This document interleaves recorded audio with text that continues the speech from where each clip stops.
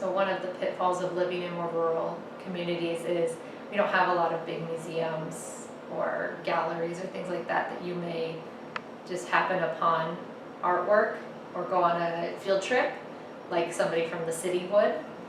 And so I definitely feel myself as an artist, a teacher, as a community member, as kind of an ambassador for that, is elevating, exposing, and showing the importance and necessity of the arts for all things, whether it's economy of your town, just general knowledge, the love of, the aesthetics, is trying to make it so that it's not intimidating or ultra confusing or elitist. And I think that working in Pasco and living here in Walla Walla is I kind of have the opportunity to bring art, whether it's just in the classroom or through a board I'm on or through a community event that helps to energize the community with the arts community, the community at large with the arts community within those places, because they are there, they're just not quite as strong as they would be in like Seattle or Portland or San Francisco, big cities. And I love it here, and I love art, so I'm trying to kind of bring those two things together where I don't feel like I'm just trying to jump, closer to the big city so that I can leave this place. I feel a dedication to the community I'm in and supporting that and making it a place that is just as rich as anywhere else and could foster art, contemporary artists, just like you could in a bigger place.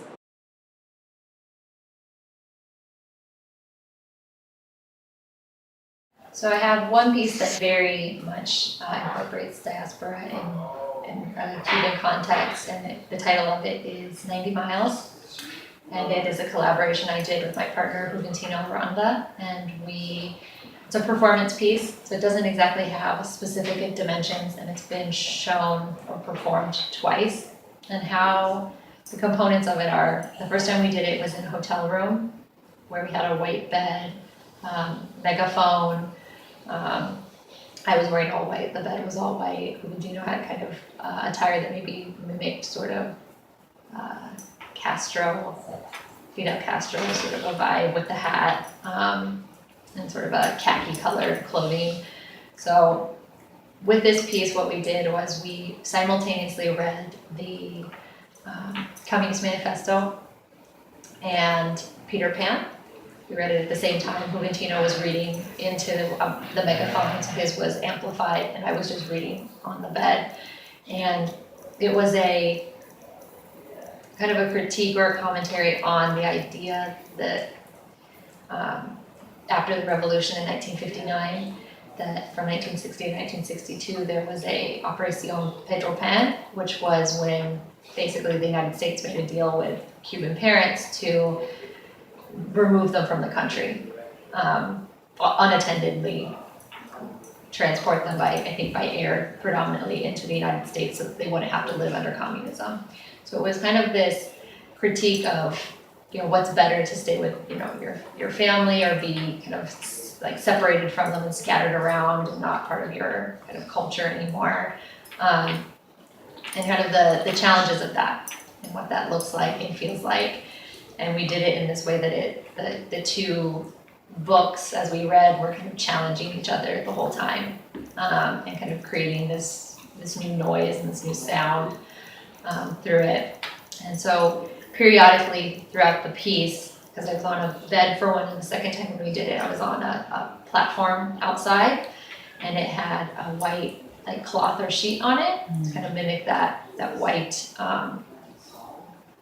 sort of almost like pure space. Is that Juventino would stop the reading and say stroke, stroke, stroke, and I would actually get on the side of the bed or the platform and actually stroke. And so the bed or this cloth started to transform itself into a raft, which is a very common part of people's stories who have immigrated from Cuba. This idea of trying to span that 90-mile stretch from Cuba to Florida. So that's where the title of the piece comes, is that people would, float cars over whatever they could get to float over the coast. And if you can get a foot on the land, you're a refugee and you can stay in the States. So we were trying to kind of make this new place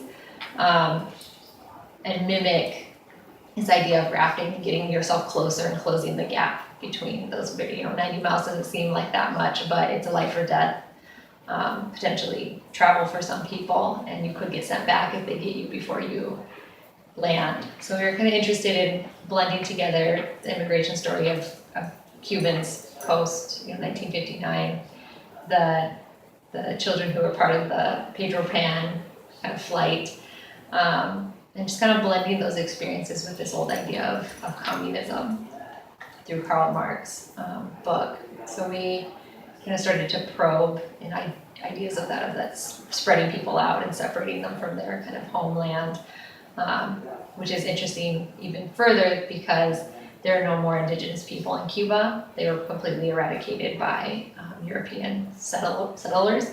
So this idea that even the people that was their home, their homes were even somewhere else before that they weren't indigenous to that place to begin with. So it was kind of this interesting look at migration and immigration. So I'm a quarter Cuban. My maternal grandmother is Cuban, and Juventino is Mexican American. So we have these stories in our families of people leaving, some more intense and scary than others. Because my grandmother's immigration story wasn't as brutal because she came in the 20s, but we both have these kind of stories of leaving and defecting and migrating and choosing to kind of leave where you're from and go somewhere else. And that really shapes who we are and who our families are. So we kind of brought our two experiences familially together to look at this idea of spreading out. And Cuba is a very small island, but there's Cubans everywhere because of this kind of leaving over time. So that's probably the piece that most prominently looks at that concept and idea.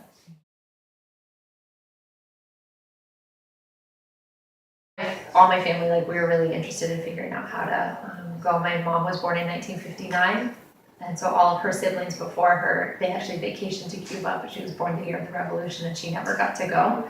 So my family, my direct family, have never, no one but my grandma have actually been to Cuba. So we're all extremely interested in going, especially before it gets maybe Americanized.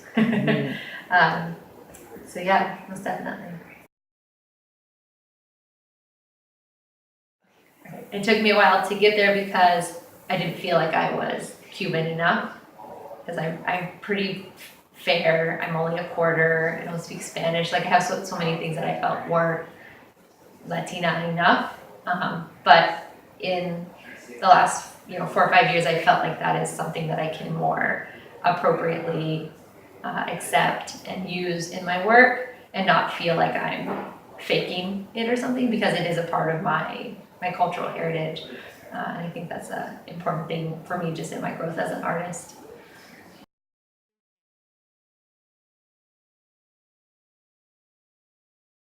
So most of my work is based around the kind of nostalgic 1950s, 1960s United States imagery, whether that be actual imagery in collage or fabrics like gingham or the idea of sewing. So I use imagery that's predominantly kind of this very nostalgic looking images or ideas. And the two pieces that are the newest that represent that are these two right here that say border on them. The first one is titled Her Form Was Familiar and Regulated. And the second one is titled Her Control Deserted Her. And they're both made completely from embroidery philosopher's thread of 3 different colors. And they are 11 by 14 framed, and they were made this year, 2016. And so the idea behind these are that they are mimicking the cursive templates that we use when we're children in school. And so the whole thing is made completely out of string, with the first one being very kind of controlled and regulated, saying the word border. That's all hand sewn. And then the second one is a little less consistent in the template and the fact that the B of border is starting to get sort of destroyed and distressed and torn apart. So I was interested in the idea that of borders and control and order, and that those two the word order is inside of the word border. And this is kind of this very familiar looking subject matter with kind of this loaded critique and content. So it has this kind of, at first glance, sort of a feel of innocence or nostalgic kind of essence to it, but when you read the word, it doesn't exactly make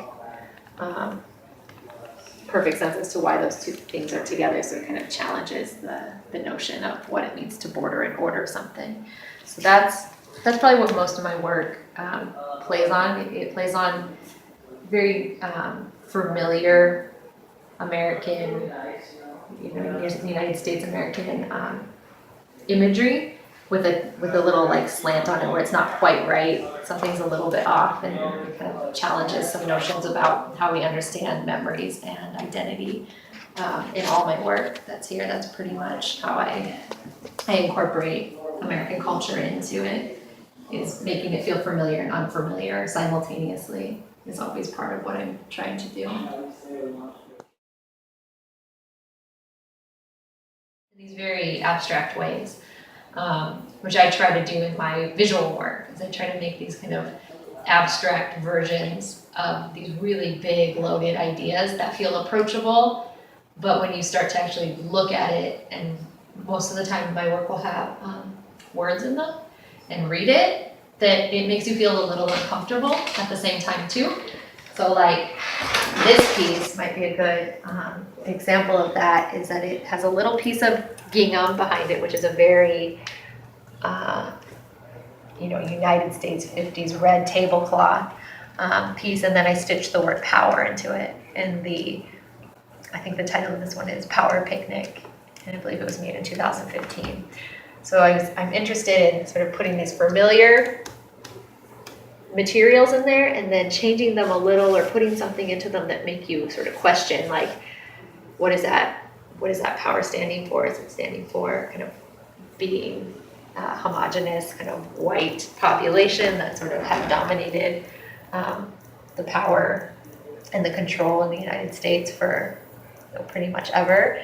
And then also this idea of maybe male versus female gender ideas. So with my work, as I try to make it feels approachable and then not at the same time, and I feel like Erykah Badu's work kind of does that. It draws you in, but it can kind of get you to think about an idea a little bit more constructively. And then beyond that, most of my work, especially that I've been making like 2013 and on, uses thread. So I've used thread as an idea that objects and materials can get gendered. So thread is very much linked to the home and domesticity and women. And I was interested in this idea that it's something that's somehow linked to me as a female, but I don't really know how to sew. I've never made my own clothes. I understand it to a certain extent, but so I use the material that is already loaded to draw my lines rather than using traditional materials. So then rather than drawing a line with a pencil or a line with paint or charcoal, I use the thread or the string to draw the lines and make the lines and make the marks. And I feel like in that way I try to elevate women's work to a fine art realm. So women's work typically falls into more decorative, more domestic, lesser arts forms. So by using those materials, I try to elevate the status of those materials, and by doing that, you elevate the status of a whole group of people, women as a whole. So that's my work. Just always, I feel like, has a link to gender, even if it isn't obvious just through the material I choose to use.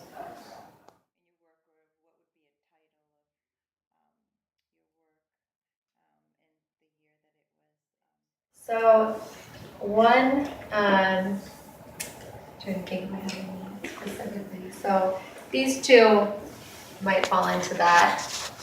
And so the main objects in these are putting on basically like a girdle kind of a thing that's called compresso.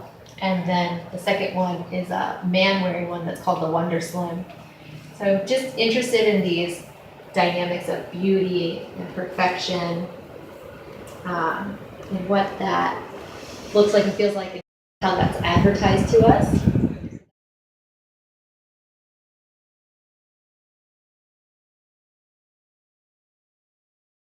Centers or art communities, what are the advantages, disadvantages, and how can we support artists, and how can we support the community or educate the community, and how can the community help support artists. So just trying to create these bridges between, maybe a farmer and a fine artist in the same town that may have never interacted with each other, or like with my teaching, maybe a first generation college student, never taken a class, much less ever been in an art museum, thought about art, done anything around it, is try to show them that not only is it for them, but they are also represented. So in a lot of my classes, especially my general studies classes, is I try to show a broad swath of artists from all over the world.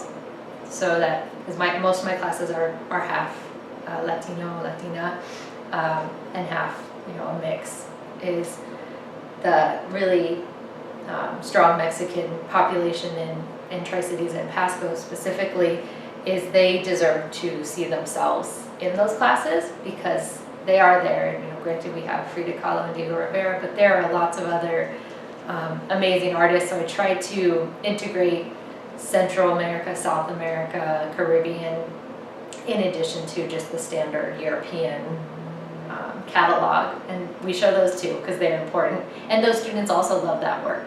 But I do find that I find it important to try and be representative of the people I'm actually teaching, in addition to what they should know art historically, based on my curriculum and all of that. So most of my work, I deal with memory and time and marginalization, but how that manifests itself may look different depending on maybe where I am, what I'm thinking about, what I have available to me. So usually I make works in series. So I will have a series, and they were all meant to sort of be seen and viewed together conceptually. Not that they couldn't be shown individually, but that's typically how I work, is I don't often make one piece and then make another piece that's completely different in concept or material. So I try to have a tie between them, because I work fairly small. So one piece maybe doesn't have quite as much power as like 5 or 6 might together in creating a dialogue or narrative within, from one to the next.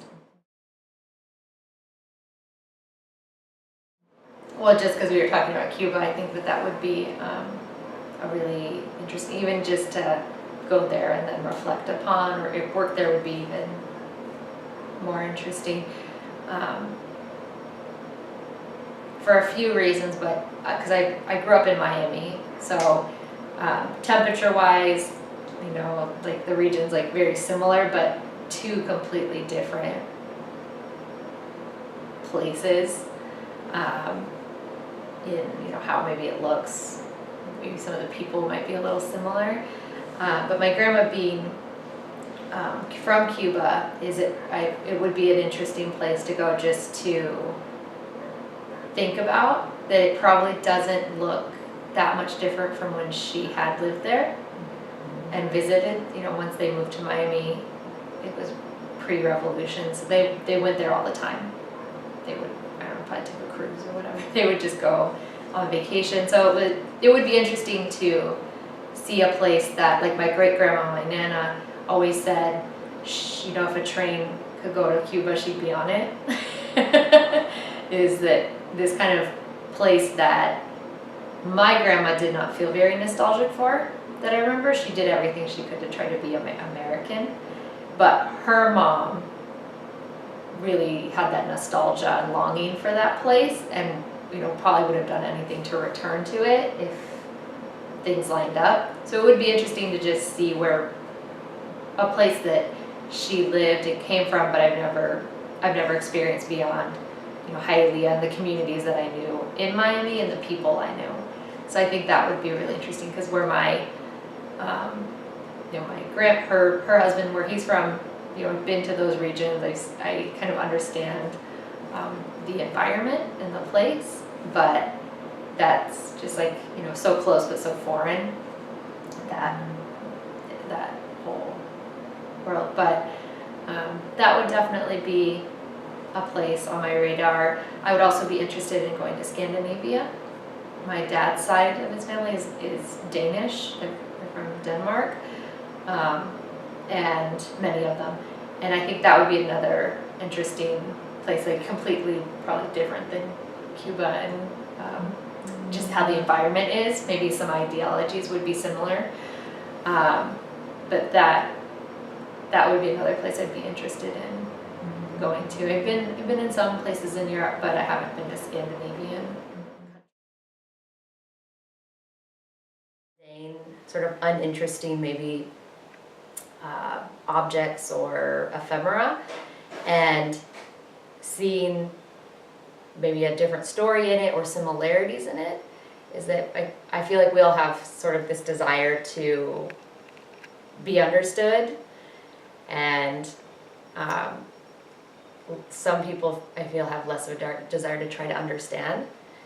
And when most people don't show their scars and marks. You try to sort of mask that and keep moving on, whether they're physical or mental or emotional.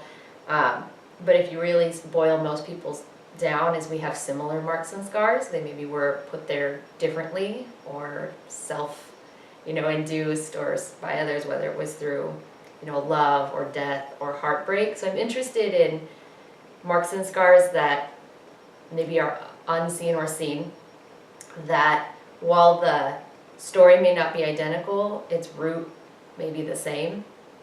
You were in love, somebody died, you were homeless. There may be some similarities throughout most people's stories.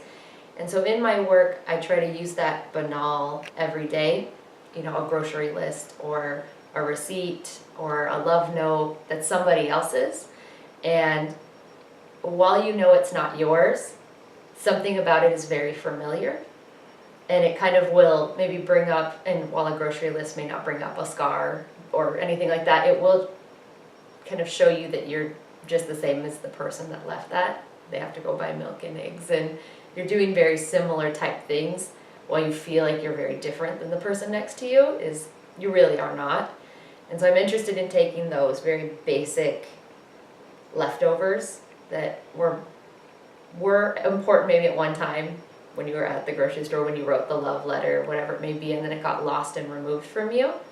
And so I try to reincorporate that to make kind of this community between me, maybe not community, like a collaboration almost, maybe between me, the thing that I found, and the viewers who view it, whether it's somebody who recognizes it as their own or they see similarities, and to try to simultaneously create familiarity and obscurity within the viewer, to sort of challenge and question what does it mean to, what do those things mean to them even though they are not theirs, but they still feel very familiar. And it's because we have similar marks and scars, whether they're seen or unseen, whether they're good or bad, they kind of make you who you are. And that's one of the big goals in my work, is to try to subvert the idea of marginalization. It's like, you're different than me, your experience, you don't understand me, it's completely different. And try to make people realize it's like most people's experiences at one point or another are very similar. The human experiences obviously different, but there are some basic things that are, you can kind of find as a thread throughout most people. And if you sit down and listen to most people's stories, they're joyful and heartbreaking and complex. And I think it's very easy to dismiss because you think that they don't, like maybe they haven't experienced something like you or haven't experienced anything at all that would be worthwhile for you to sort of understand. And I try to make the viewer or people looking at the work maybe, I don't know if the word's comfortable through this banal information that they're seeing, but also uncomfortable at the same time, so it sort of challenges them to think about how they may or may not be similar or different to the other, and then at the same time they're the other, and if everybody's just the other, then we're all just kind of the same. So trying to sort of level that playing field is one of the big things I do in my work.